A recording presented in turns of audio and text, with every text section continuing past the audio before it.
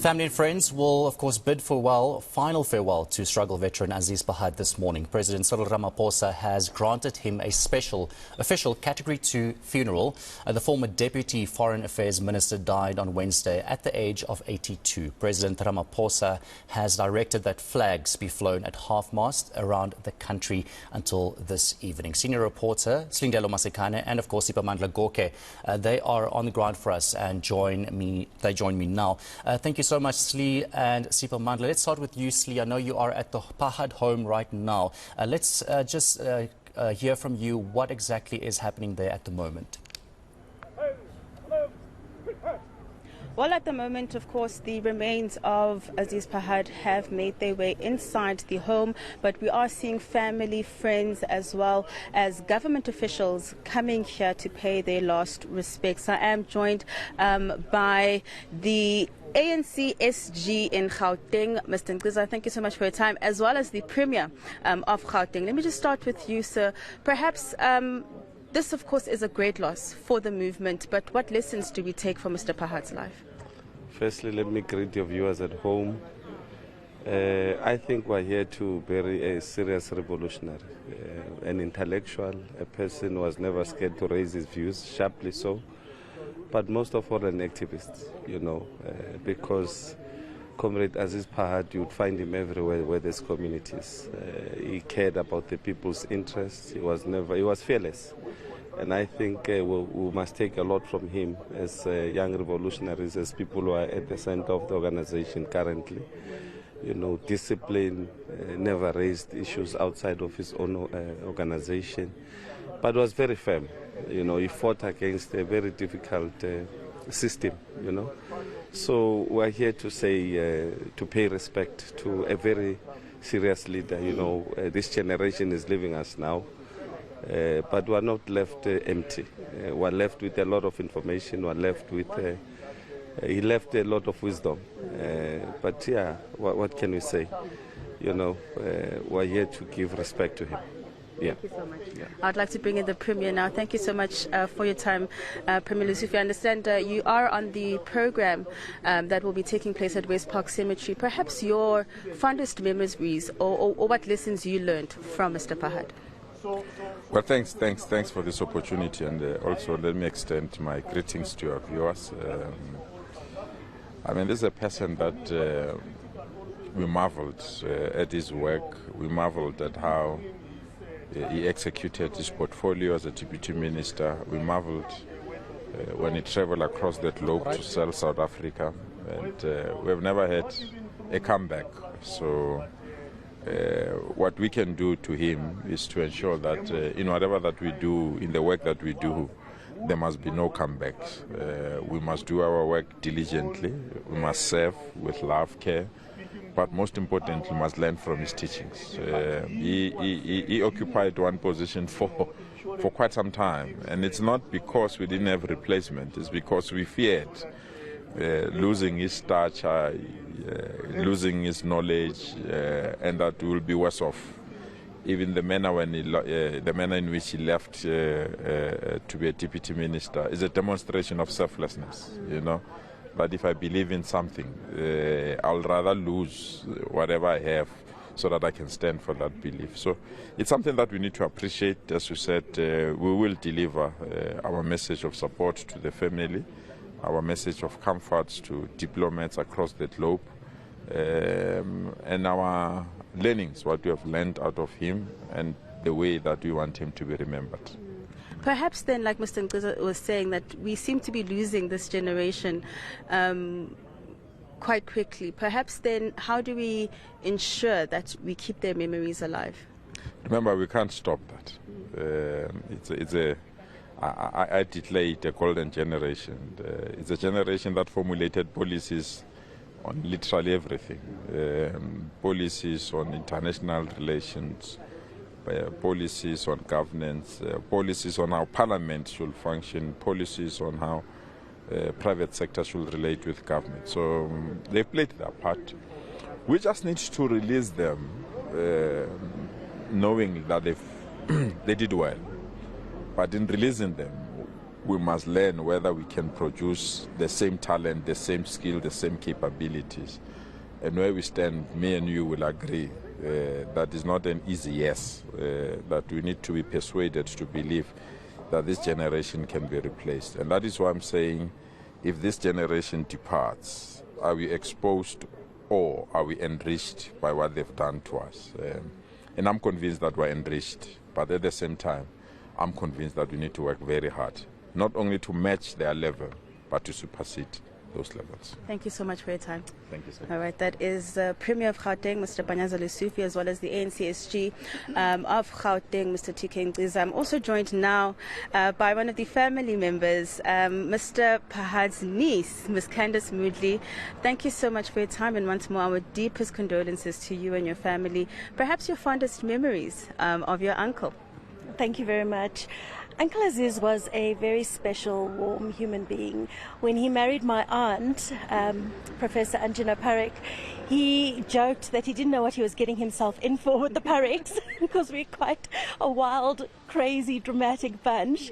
But, you know, he was actually the life of the party. He embraced everybody and loved everyone unconditionally, especially us, his nephews and nieces.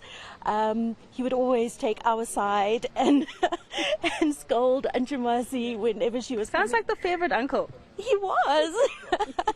But he was just such a warm human being, you know. He loved everybody. He would sit down with us, and when you in the presence of someone as great as Uncle Aziz, with so much this wealth of knowledge and wisdom, and he would sit down with you and he'd ask you about your opinions about something, and you think, well, you know, this is Aziz Pahad asking me about my opinion. And when you give it to him, he would hear you, like truly listen and take what you say to heart, as if you're actually having an influence over his own thinking. And that's a very special gift. And it's a gift I think he had that made him such a wonderful and formidable foreign minister, one of the best the country has ever had. And the Parekh family is going to miss him deeply. I know that my Masi and Anjamasi is obviously going to feel it. You know, their love was something very, very special. And we're just thankful for the time that we did get to have him and call him uncle. Perhaps then lastly, you know, did you ever feel like you had to share him with South Africans? Or did you ever feel as though you knew that you had this amazing person who had contributed so much to our democracy? Absolutely. You know, that was never far away from our mind, the fact that we're sitting in the presence of one of the four fathers and founders of our democracy. It is a very, and I think for him, it was a very heavy burden to bear, especially as he grew older and became more of the older comrades, looking and seeing what's happening in South Africa. It really, I think, affected him deeply. And as a result, it affected the family because we knew what he was going through, his sadness at times, his elation at times. All those feelings were feelings that we as his family would experience with him. But not once did we ever take for granted the kind of man, the kind of icon that he is and was, the sacrifices that he made in his life for his country, for his family, but more especially for us South Africans. And it always, on a personal level and on a personal note, it really not hurt me, but affected me deeply that, you know, I just felt he needed to be acknowledged. And I'm very, very happy and deeply appreciative of the fact that the leadership of our country, the president, various ministers, the Premier of Gauteng, have actually paid such deep respect and honor to him. He's deserving. Absolutely. Thank you so much for your time, and once more, our deepest condolences. Thank you so much. Right, thank you. That is Miss Candace Moodley, Mr. Aziz Pahad's niece. And as you can see in front of you, we have more and more family members coming out, friends as well as officials from government, as well as the African National Congress, who are here to, of course, comfort the family, but to also pay their last respects. We do know that the prayer session is underway inside, and following that prayer session, we will have the remains of Mr. Pahad transported to the West Park Cemetery. Thank you so much. Our senior reporter, Silindelo Masikane, of course, there in Saxonwold at the Pahad home. And as we heard from his niece now as well, a great tree has fallen indeed. And in his last few years, of course, you know, he was naturally so disappointed in many things that's going wrong in the country. But of course, let's also link now with our other senior reporter, Siphamandla Goge. If you can hear me, Siphamandla, what's the latest you can tell us there? Final preparations as we await the arrival of dignitaries. Tammy Kamane will show you members of the South African Police Services and South African National Defence Force taking their positions and doing final rehearsals and preparations here. As you know that the late Aziz Pahad has been accorded and honoured with a special official funeral category 2 reserved for deputy ministers and other eminent persons, that is those who would have contributed immensely to the Republic of South Africa and the country's development and also liberation struggle. Here, where we are at the West Park Cemetery, this is where those who are regarded as distinguished citizens of this country are laid to rest. There is no category really. You don't have to be a politician. You could be from any other sector of the society: sports, arts, culture, business, politics, and you know, as long as you are a South African who has made his or her contribution to the well-being of this country, you are laid to rest here. So Aziz Pahad will be joining a number of distinguished South Africans who call this place their final resting home. Preparations underway here. President Cyril Ramaphosa will eulogize the departed former Foreign Affairs Deputy Minister Aziz Pahad. There are also speakers such as Ronica Cyrils, the former Minister of Intelligence in this country, someone who would have known Aziz Pahad for a very long time, would have worked with him, and he is known for delivering great messages of condolences and paying tributes. So we will hear what Ronica Cyrils will say. Dr. Nkosazana Dlamini Zuma, former Minister of Foreign Affairs, who worked with Aziz Pahad, is also on the funeral program here to speak and deliver a message of support and condolences to the family. As someone who worked with Aziz Pahad, there will also be the Premier of Gauteng, that is Mr. Panyaza Lesufi. But part 2 of the program here at the cemetery will involve the immediate family as well as President Ramaphosa. We expect other former presidents of the Republic of South Africa, including former President Thabo Mbeki and former President Kgalema Motlanthe, to come and bid final farewell to the fallen struggle stalwart Mr. Aziz Pahad.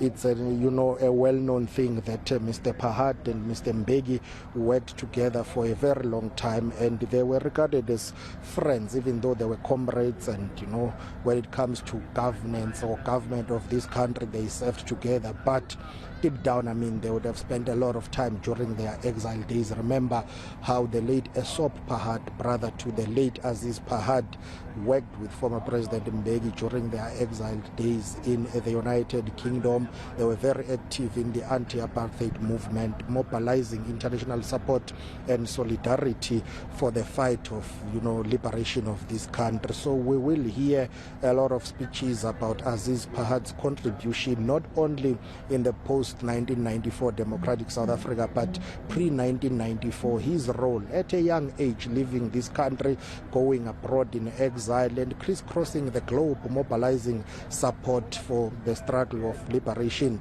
in South Africa. And when he was assigned the responsibility of being the Deputy Minister of Foreign Affairs, crisscrossing the globe again in trying to put into the global map South Africa's foreign policy at the time under former President Nelson Mandela and under former President Thabo Mbeki's administrations, trying to ensure that South Africa's foreign policy, South Africa's position and policy on global matters is indeed heard and represented very well. You would know that he made his contribution when it comes to the Middle East. He tried to make his contribution mandated by South Africa and pushing the country's foreign policy when it comes to the ongoing tensions between Israel and Palestine. He was at the forefront of fighting for the liberation of the Palestinian people. And in Africa, in this continent also, where there were troubles and hardships, he was there in Burundi, he was there in Sudan, in the DRC, mandated by South Africa as the special envoy in terms of mediating in some of those conflicts, trying to find the lasting peace and solution. I see some motorcades making their way inside this cemetery. Some of the dignitaries will be arriving. My colleague Tammy Kamane will pen and show you who is arriving at the moment. Based on the number plates of these are the people from the diplomatic circles. These red number plates with the letter D at the end of the number plate. This car belongs to a certain diplomat or a certain embassy. It's not surprising that you will be seeing a lot of embassies being represented here, people from the diplomatic community, because Aziz Pahad is the former Deputy Minister of Foreign Affairs, someone who made his contribution. A lot of ambassadors and high commissioners, consular generals would have worked with him for a very long time. Even after his retirement, he was still held in high regard by those who are in the diplomatic circles, those who deal with foreign policy, international relations, foreign policy and diplomacy. Those are the people who would have worked with him for a very long time. So we expect to see a lot of people from the diplomatic community, the diplomatic corps, those who deal with global politics, international relations as well, because that was his space. That's where he practiced his craft. He's regarded as one of the people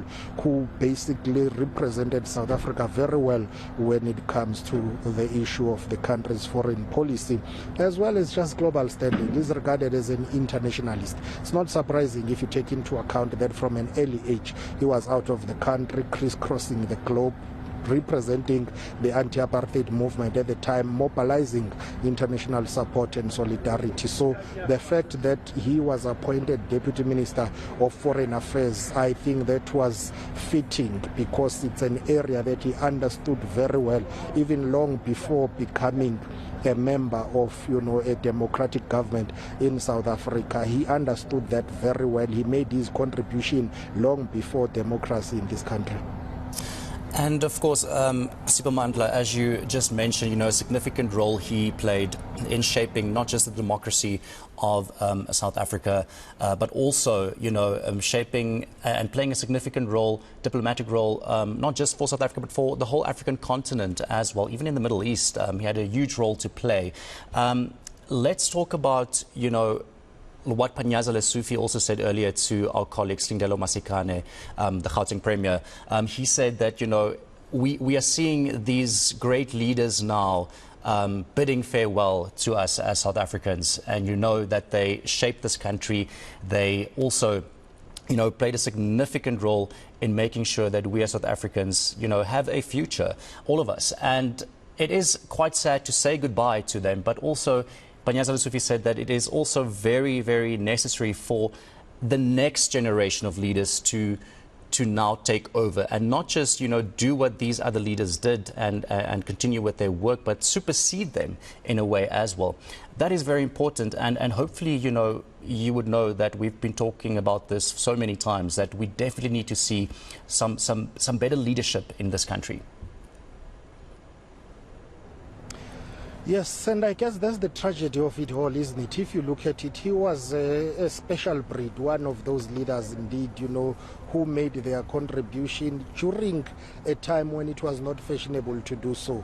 It was a selfless struggle. Many people, including Aziz Pahad, left South Africa, went into exile. Others were jailed for their political activism, but he did not let that deter him. He had to abandon his family, go into exile, make the contribution. And also, you spoke about the issue of the Middle East region, where he made a significant contribution representing South Africa's foreign policy and policies in terms of trying to find the everlasting solution in ensuring that the people of Palestine are free. And not only that, but if you talk about Africa as a continent, he worked very well with former President Thabo Mbeki. The formulation of NEPAD, he was there. If you check all those things that former President Thabo Mbeki's administration prioritized and crafted and worked on, you will find Aziz Pahad's signature or contribution somewhere there. So this is someone who was very versatile, very generous with his skills, talents, and indeed he did put those, on the table to be utilized by his political home, political organization, the African National Congress, that he joined and made contribution together with other alliance partners, the South African Communist Party as well. So he was a kind of a leader who was very hell-bent on making sure that South Africa as one nation is indeed one free, but most importantly, in terms of the global standing and global stature, the country is respected. As we see more and more motorcades are arriving here, they would have dropped a number of dignitaries, and behind me you see police and soldiers. And with that, I guess I'll have to take it back to my colleague Silindelo Masikane, who's at the family home, as I'm made to believe that the body is being taken out. It's going to make the procession will make its way to this cemetery. All right, as we can see now, thank you so much, Siphamandla. Goge. Of course, we'll definitely touch base with you a little later at the West Park Cemetery, where, of course, as we can see on our screens now, that we are at the Pahad home in Saxonwold. Of course, Aziz Pahad, today it is his Category 2 funeral, special funeral, and he will now be transported to that cemetery.